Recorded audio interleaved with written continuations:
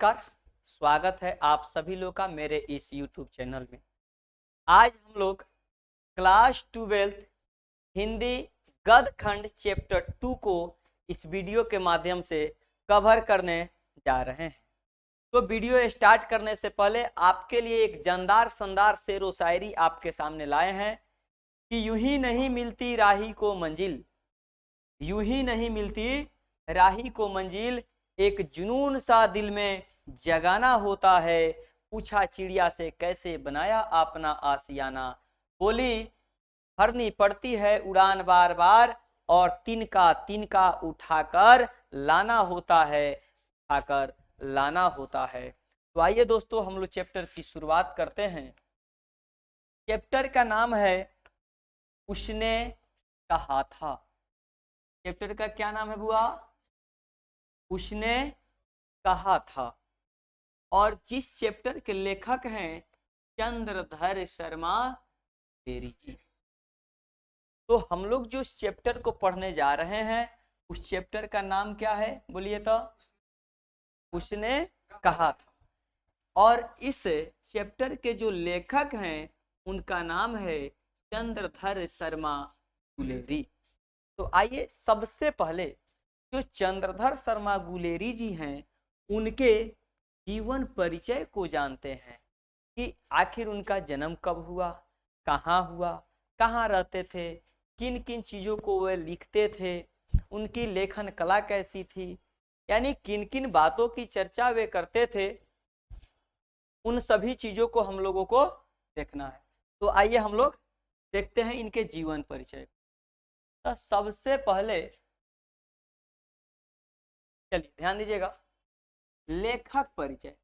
लेखक परिचय का मतलब क्या समझ रहे हो? क्योंकि लेखक कौन है? चंद्रधर शर्मा गुलेरी। तो चंद्रधर शर्मा गुलेरी जो लेखक है सेकेंड पार्ट के, इस पाठ का ही नाम था उसने कहा। अब किसने क्या कहा है ये तो हमारी पाठ में पता चलेगा, लेकिन सबसे पहले उसने कहा था कि लेखक कौन है, तो चंद्रधर शर्मा गुलेरी जी। तो चंद्रधर शर्मा गुलेरी जी का जन्म कब होता है बोलो तो? 7 जुलाई 1883 ईस्वी को चंद्रधर शर्मा की जन्म होती है। मृत्यु की अगर बात करें, यानी मृत्यु का मतलब होता है निधन कहिए या मृत्यु कहिए, तो 12 सितंबर 1922 ईस्वी को चंद्रधर शर्मा गुलेरी जी का मृत्यु हो जाता है। जन्म बोलिए 7 जुलाई 1883, निधन 12 सितंबर 1922 ईस्वी। जन्म स्थान यानी इनका जन्म कहाँ हुआ था, तो जयपुर राजस्थान में। निवास यानी मूलतः ये निवास कहाँ करते थे, तो गुलेर नामक एक जगह था। गांव का नाम क्या था? गुलेर। और जिला क्या था? कांगड़ा, जो कहाँ पड़ता है? हिमाचल प्रदेश में। तो माना जाता है कि चंद्रधर शर्मा गुलेरी, इनके नाम के आगे गुलेर इसलिए लगा क्योंकि इनके गांव का नाम ही क्या था? गुलेर था। तो गांव के नाम जिस प्रकार से गुलेर था तो इसलिए इनके नाम के आगे भी क्या लग गया? गुलेरी लग गया। अगर इनकी रचनाएं की बात करें तो इन्होंने बहुत सारी कहानियां लिखी हैं, कविताएं लिखी हैं, निबंध लिखी हैं। जिसमें निबंध है अंग्रेजी में भी इन्होंने लिखा है। तो कहानियां क्या क्या है, इनकी प्रसिद्ध कहानियां क्या है? तो प्रसिद्ध कहानियां में सबसे प्रसिद्ध है सुखमय जीवन। क्या है? सुखमय जीवन, बुद्धू का कांटा और उसने कहा था। और यही कहानी है उसने कहा था, जिस कहानी को अभी हम लोग इस पाठ में पढ़ने वाले हैं या पढ़ने जा रहे हैं। निबंध की बात करें तो निबंध का नाम है कछुआ धर्म, मारेसी मोही कुठाव, पुरानी हिंदी, भारतवर्ष, पिंगल, संस्कृत की टिपटारी और देवना प्रिय। ये सारी क्या है? तो निबंध है। अंग्रेजी में इन्होंने क्या क्या लिखा है?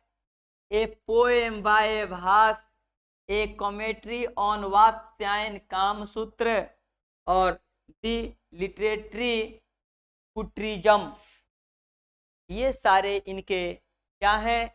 रचनाएं हैं। तो आइए रचनाओं के बाद हम लोग आगे बढ़ते हैं और इनके द्वारा लिखे गए कहानियों को हम लोग समझने का प्रयास करते हैं।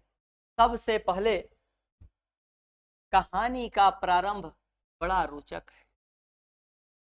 हम किस कहानी की बात कर रहे हैं? उसने कहा था। यह कहानी कैसी है? बड़ा ही रोचक है। और यह कहानी कहाँ की है? इस कहानी की शुरुआत कहाँ से होती है? तो इस कहानी की शुरुआत अमृतसर चौक से होती है। वही अमृतसर जो कहाँ पड़ता है? पंजाब में पड़ता है। कहाँ पड़ता है बुआ? पंजाब, अमृतसर। तो अमृतसर चौक पर एक लड़की और एक लड़के का वार्तालाप होता है। यानी कहानी की शुरुआत कहाँ से होती है? तो इस समझ लीजिए कि इस कहानी में एक लड़का है और एक लड़की है, और दोनों की मुलाकात पहली बार कहाँ होती है? अमृतसर चौक पर होती है।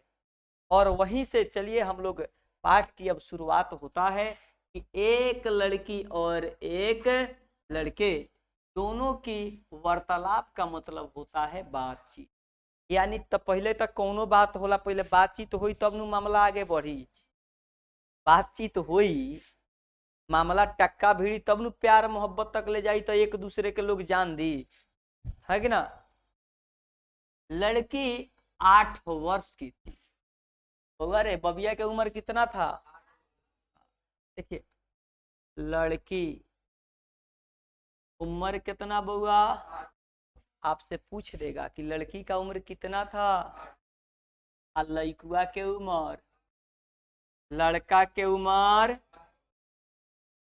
12 वर्ष और लड़की के उम्र देख लो। लड़का के 12 वर्ष में एक बेचैनी धले बा। केंगा बेचैनी धैले बा वो देखो आगे कि 12 वर्ष का दोनों ही पात्र अपने मामा के यहाँ आए हुए थे। लड़की भी कहाँ आई थी? मामा जी के यहाँ। और लड़का भी आया था मामा जी के यहाँ। दोनों सामान खरीदने बाजार में आए थे। दोनों क्या करने बाजार में आए थे? सामान खरीदने। लेकिन उसी दौरान एक घटना घटती है कि लड़की जैसे ही रोड को इस पार से उस पार कर रही होती है, तब तक वह गिर जाती है और एक टंगा, घोड़ा वाला टंगा जानते हो ना, वह टंगा उस लड़की के ऊपर चढ़ने ही वाला होता है। तब तक एकदम सनी देओल हीरो निहर लड़का का एंट्री होता है और हाथ पकड़कर उसे बड़े ही आसानी से बचा लेता है और सीने में लगा लेता है ना। और उसके बाद लड़कों के मन में तनका प्यार जाग गई और लड़कियों के मन में तनका तनका लड्डू फूटे लागल। धीरे धीरे उन दोनों में वार्तालाप हुई। वार्तालाप का सिलसिला आगे बढ़ने लगा। बालक ने मुस्कुरा कर पूछा, बालक बचैले रहे तो ओकरा मन में तो लड्डू फूटी। तब मुस्कुरा कर लड़का ने पूछा लड़की से कि क्या तेरी कुमड़ाई मतलब सगाई? कुमड़ाई मने सगाई, सगाई मने छेका, इंगेजमेंट, पूजाई सब जो होता है ना, इसी को पंजाबी भाषा में क्या बोलते हैं?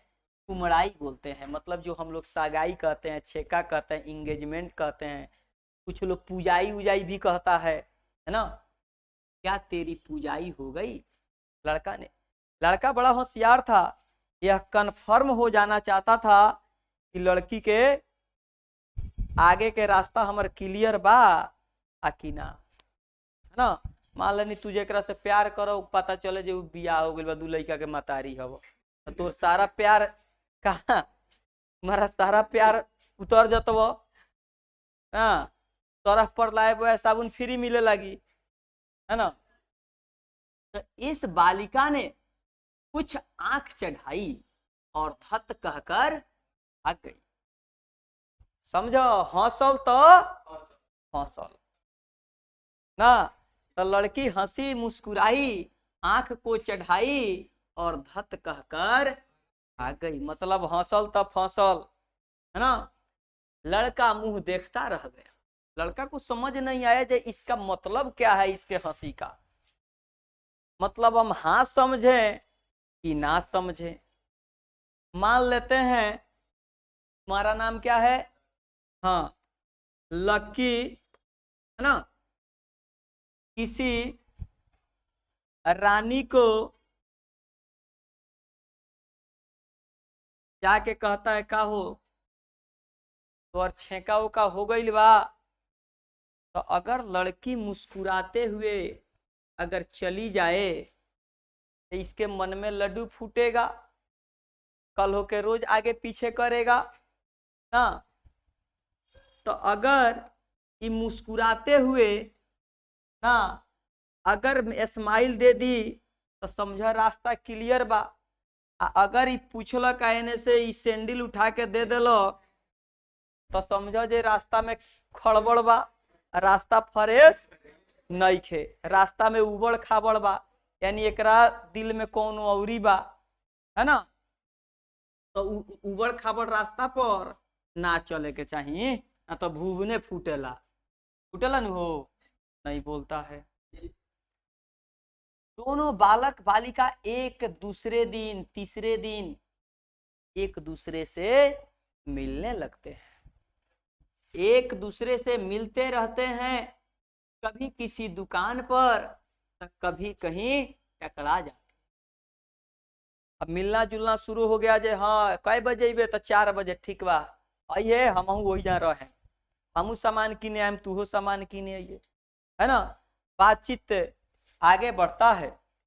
बालक ने फिर वही प्रश्न किया, क्योंकि बालक यह कन्फर्म हो जाना चाहता था कि आगे के हमारा रास्ता क्लियर बा, आखिर रास्ता में गड़बड़ बा, है ना। तो लड़का ने फिर यही प्रश्न उठाया कि क्या तेरी कुमड़ाई हो गई। लड़की का उत्तर असंभावित था, कही कि हाँ हो गई है। अरे पगली तो हो गई बा तो ओकरा के 4 दिन से फंसैले काहेला बाड़े, फंसावे के चाहिए ना फंसावे के चाहिए। इस उत्तर से लड़कों को चौंका दिया। अब लड़का जो 4 दिन से लाए बॉय साबुन से हाथ धो के पीछे पड़ रहा, ओकरा ऊपर तो मानो कि एक तूफान आ गया। फिर लड़का को विश्वास नहीं हुआ। लड़का ने पूछा कब। लड़की ने बताया कल, देखते नहीं काढ़ा चढ़ा हुआ सालू। यह कहकर लड़की क्या होती है, भाग जाती है। लड़के पर मानो वज्रपात हो गया, मतलब कोई आग उसके ऊपर फेंक रहा है, इतना क्रोधित हो गया लड़का। वह किसी को नाला में धकेलना शुरू कर दिया, पगला गई बगलिनिया के चक्कर में। किसी के छाबड़ी को, छावनी उनी होता है ना, उसको हिलाना डुलाना शुरू कर दिया। किसी को लगा गाली बकने, किसी कुत्ते को पत्थर मारने, किसी सब्जी वाले को ठेला को ढकेल देना, दूध वाले को ढकेल देना, किसी के सामने आती हुई वैष्णवी कोई लड़की को ठक्कर मार देना। गाली, जब इतना सारा काम कर रहा था तो लोग तो अच्छा काम कहेंगे नहीं, जब इतना हरकत करेगा तो लोग गरियाई की पूजी, लोग कई साला आशिक भइल बा, बड़ा का पागलाइल बा ना, कवना के चक्कर में, बगलिनिया के चक्कर में। यही कहानी का भाग बड़ा ही नाटकीय अंदाज में क्या हो जाता है, समाप्त। आइए अब कहानी के दूसरे भाग में चलते हैं कि अब क्या होता है। इस घटना के 25 वर्ष के उपरांत, यानी ये सारी जो घटनाएं घट रही थी, ये सारी जो घटनाएं चल रही थी, इस घटना के 25 वर्ष के बाद क्या होता है कि एक लहना सिंह जवान होकर जर्मनी की लड़ाई में लड़ने चला जाता है। बात को समझिएगा। वही लड़का जो पगलाइल था, उस लड़का का नाम क्या है? लहना जावा मने जवान हो गया है। लहना सिंह कौन था? वो लड़का था, नहीं बोलते हो। लड़का का नाम लहना सिंह। लड़की के बाद कितना वर्ष के बाद मिलता है? 25 वर्ष के बाद मिलता है। 77 राइफल्स में वह क्या होता है? जमादार होता है। यानी लहना सिंह क्या रहता है? जमादार। किस पद पर रहता है? जमादार के पद पर। किस पद पर? जमादार के पद पर। जमादार बन गया था किस में? 77 राइफल में। लहना सिंह किस राइफल में था? 77 राइफल। ये आपसे क्वेश्चन पूछा जा सकता है। एक बार 7 दिन के छुट्टी में लेकर अपनी जमीन की पैरवी, यानी जमीन की किसी मुकदमे की पैरवी करने वह आया था। वहीं उसके पास सेना के एक अफसर का पत्र आया कि फौज लाम पर जा रही है। लाम पर जाना का मतलब होता है फौज युद्ध में जा रही है, युद्ध करने के लिए निकल रही है। आपकी सारी छुट्टी को क्या किया जा रहा है? कैंसिल किया जा रहा है। आप जल्द से जल्द फौज में आकर शामिल हो जाइए, फौरन चले आओ। इसी समय सूबेदार हजारा सिंह को भी पत्र मिला और उसे और उसके बेटा बोधा सिंह दोनों को लाम पर जाना। यह था लहना सिंह और एक व्यक्ति था हजारा सिंह। क्या था? हजारा सिंह। और इसका बेटा था, पुत्र क्या था? बोधा सिंह।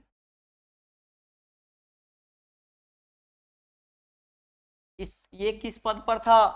देखिए यहाँ पर उसके पुत्र लहना सिंह तो क्या था? जमादार था। लहना सिंह क्या था? जमादार था। और ये क्या था? सूबेदार था। हजारा सिंह क्या था? सूबेदार था। किस पद पर था? सूबेदार। बोलो। लहना सिंह किस पद पर था? और हजारा सिंह सूबेदार। अब इन दोनों के बीच की बात को समझो। अब कह रहा है कि लाम पर जाना था, इसको भी लेटर मिला, इसको भी लेटर मिला, अंततः साथ ही चलेंगे। अब दोनों ने राय किया, दोनों एक जगह पर थे कि हाँ लाम पर तुम्हें भी जाना है, युद्ध में हमें भी जाना है, तो चलो एक साथ चलते हैं। तो हुआ ये कि लहना सिंह के इसके रास्ते में इसका घर पड़ता था। यानी जाने के लिए इसको अगर लाम पर जाना होता था तो पहले इसके घर आइए, फिर इसके घर से चलेंगे। तो इन्होंने कहा कि सुनो, आप क्या करो, मेरे घर आ जाओ और वहां से हम दोनों क्या करेंगे? चलेंगे साथ साथ। तो लहना सिंह ने कहा ठीक है, हम आप ही के घर आ जाएंगे और आपके घर से चलेंगे। सूबेदार का गांव रास्ते में पड़ता था। तो सूबेदार कौन है? हजारा सिंह। वह लहना सिंह को बहुत चाहता था, मतलब इसको बहुत मानता था। तो कहा कि तुम आ जाना मेरे घर और हम लोग साथ में निकल लेंगे।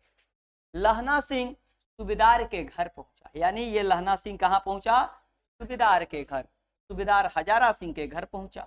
जब तीनों चलने लगे, यानी लहना सिंह, हजारा सिंह और बोधा सिंह, जब तीनों घर से निकलने ही वाले थे, तब तक हजारा सिंह की पत्नी, कौन? पत्नी, वही पत्नी थी जौन उस समय लड़की थी, जौना के चक्कर में ही पागलाइल था। हाँ, लहना सिंह। लहना सिंह जिससे प्यार करता था वो हजारा सिंह की क्या बन गई थी? पत्नी बन गई। तो ये अंदर घर में से देखी कि अरे ये तो मेरा पुरनका आशिक है, इहो जाता हमरा केकरा संगे? पति महाराज जी के संगे जाता हवा, का करे? युद्ध करे। तो इसने कहा अपने पत्नी, इसकी पत्नी ने कहा कि सुनिए, आपके साथ जो जा रहे हैं ना, उनको थोड़ा घर में भेजिए,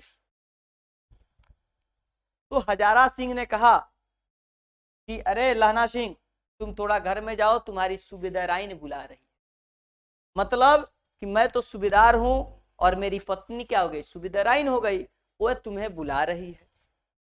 लहना सिंह बड़ा अचंभित हो गया कि भाई मैं कभी क्वार्टर में रहा नहीं, मैं वहां फैमिलियों के साथ रहा नहीं, तो फिर इसकी पत्नी मुझे कैसे जानती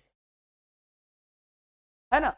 आश्चर्यचकित हुआ, लेकिन फिर भी आश्चर्यचकित होते हुए सोचा चलो कहीं पहचानती होगी, मिल के आते हैं उसकी पत्नी से। तो जब तीनों चलने लगे तो सूबेदार लहना सिंह ने कहा कि उसकी सूबेदाराइन बुला रही है। बात समझ में आ रहा है। लहना सिंह आश्चर्यचकित होता है कि भाई उसकी पत्नी मुझे क्यों बुला रही है, कि सेना के क्वार्टरों में तो वह कभी रहा नहीं, तो फिर उसकी पत्नी मुझे कैसे पहचानेगी। वह अंदर मिलने जाता है और उस समय सूबेदाराइन वही वाक्य कहती है। सूबेदाराइन कौन हो है, वही लड़की क्या कहती है कि क्या तेरी कुमड़ाई हो गई।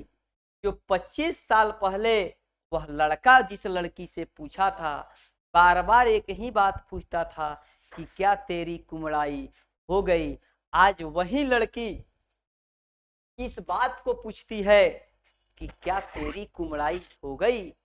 अब इस बात को सुनकर लड़का आश्चर्यचकित हो जाता है।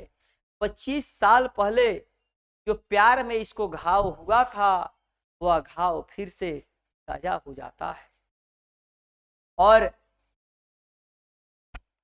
25 वर्ष पूर्व की स्मृति ताजा हो जाती है। वह बोली कि जैसे उस समय तुमने घोड़े की लात से मेरी क्या की थी, रक्षा की थी, उस प्रकार मेरे पति और मेरे एकमात्र पुत्र की रक्षा करना। वह अपना आंचल पसार कर भिक्षा मांगती है और यह बात लहना सिंह को मर्म को छू जाती है, दिल को छू जाती है। लड़की ने क्या वचन दे दिया कि जिस तरह आपने 25 साल पहले मुझे घोड़े के लात से बचाया था, जिस बहादुरी के साथ युद्ध में मेरे पति और मेरे पुत्र को तुम्हें रक्षा करना है, यानी अपन जान गंवा दी हो, मने हमारा पति और पुत्र के बचा ली। अब बताओ ये प्यार है वो, साला प्यार के ये साला बकलेल था तब ना अपना लड़किया के चक्कर में जो छोड़ के भाग गई, ओकरा चक्कर में अपन जान दे के आई दोनों को बचा दिया। तो देखो प्यार क्या मांगता है, बलिदान मांगता है। प्यार क्या मांगता है, तो तोरो खून देवे के बाद तो जा प्यार करो, है ना, करबो प्यार करबो ना करियो, ठीक है। अब कहते हैं कि रण क्षेत्र में लहना ने सूबेदार के बेटे बोधा सिंह को अपने प्राण न्यौछावर करके क्या कर दिया, रक्षा कर दिया। कौन, लहना सिंह। कौन था, लड़का, है ना। एक तरफ था हजारा सिंह और इसका बेटा बोधा सिंह। क्लियर है। तो लहना सिंह क्या था, जमादार था। क्या था, ये क्या था, सूबेदार था। हर एक पद होता है सेना में, ठीक है। अब क्या करता है, बेटे बोधा सिंह यानी इसकी क्या करता है, प्राण को न्यौछावर करके रक्षा करता है। उस प्रयास में वह भारी रूप से घायल हो गया। कौन घायल हो जाता है, लहना सिंह घायल हो जाता है। किसको बचाने के चक्कर में, बोधा सिंह को, यानी लड़किया के बेटा, है ना। लड़की के बेटा के चक्कर में उसने अपने घाव पर बिना किसी को बताए, गोली लगी थी फिर भी उस पर क्या किया, पट्टी को बांध लिया और उस अवस्था में जर्मन सेना से सामना करते रहा और शत्रु पक्ष को पराजित कर दिया। जब तक उसने सूबेदार हजारा सिंह और बोधा सिंह को सकुशल गाड़ी पर बैठा दिया और चलते हुए कहा कि सुनिए, तो युद्ध लड़ा, दोनों की रक्षा किया, युद्ध जीता। जीतने के बाद जब इन लोगों को कहाँ बैठा दिया, गाड़ी में सकुशल बाप बेटे को बैठा दिया, तब लहना सिंह ने कहा सुनिए तो, और बुलाया और सूबेदाराइन को ने कहा, लहना सिंह ने कहा कि अरे सूबेदार साहब, आप अपनी पत्नी यानी सूबेदाराइन को चिट्ठी लिखो, अगर चिट्ठी लिखना तो मेरा माथा टेकना, मेरा माथा टेक देना उसके चरणों में, और जब घर पहुंच जाना तो कह देना कि मुझसे जो उसने कहा था वह मैंने कर दिया। अब इसकी पत्नी इससे क्या कही थी, इस बात की जानकारी तो इन दोनों को नहीं था, क्योंकि अंदर की बात थी, प्यार मोहब्बत वाली बात थी। अब प्यार में इससे क्या मांग लिया, कुर्बानी मांग लिया। इसके प्यार ने क्या मांग लिया, कुर्बानी मांग लिया। और प्यार करने वाले हंसते हंसते मुस्कुराते मुस्कुराते कुर्बानी दे देते हैं, है ना। सूबेदार पूछता ही रह गया कि उसने क्या कहा था। जब इसने कहा कि कह देना कि उसने जो कहा था मैंने उसको कर दिया, तो सूबेदार ने पूछा अरे उसने क्या कहा था, यानी मेरी पत्नी तुमसे क्या कही थी, बता दो। उसी दौरान क्या होती है, गाड़ी चल दी। वह बोला वजीरा पानी पिला दो, यानी अपने मित्र से क्या कहता है लहना सिंह कि मुझे पानी पिला दो और मेरा कमरबंद खोल दो, यानी जो कमर पर उसने बांध रखा था, जो गोलियां लगी थी, उसको बोला कि खोल दो, मृत्यु पास आ चुकी है। उस समय लहना सिंह को सारी घटनाएं चलचित्र के समान घूम रही थी। चलचित्र का मतलब होता है सिनेमा, ठीक है, यानी आंखों के सामने सब कुछ दिखाई दे रहा था कि केंग केंग हम कैले रहनी, केंग ओकरा के बचैले रहनी ना, केंग आगे पीछे रोज ओकरा के करी, ये सारी बातें उसको याद आ रहा था। अंतिम वाक्य जो उसके मुंह से निकला वह था कि उसने कहा था, यानी मरते मरते उस लड़की का याद कर रहा था कि उस लड़की ने क्या कहा था, वही बात, और मरते समय उसके मुख से आखिरी शब्द यही निकला कि उसने कहा था। इसके बाद अखबारों में छपा और फ्रांस बेल्जियम में 68वीं सूची मैदान में घावों में मरा, और 77 राइफल्स का जमादार कौन था, लहना सिंह। तो यह कहानी प्यार मोहब्बत वाली थी।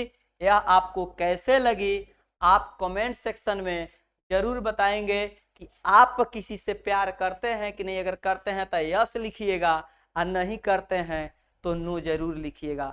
आइए इस कहानी की अंतिम रूप में एक शेरो शायरी के साथ हम लोग इस कहानी की समाप्ति करते हैं। कहता है कि बदल जाओ वक्त के साथ या फिर वक्त बदलना सीख लो। बदल जाओ वक्त के साथ या वक्त बदलना सीख लो। मजबूरियों को मत कोसो, हर हाल में चलना सीख लो, हर हाल में चलना सीख लो। चलिए दोस्तों, तब तक के लिए दीजिए इजाजत। Tata bye bye, good night.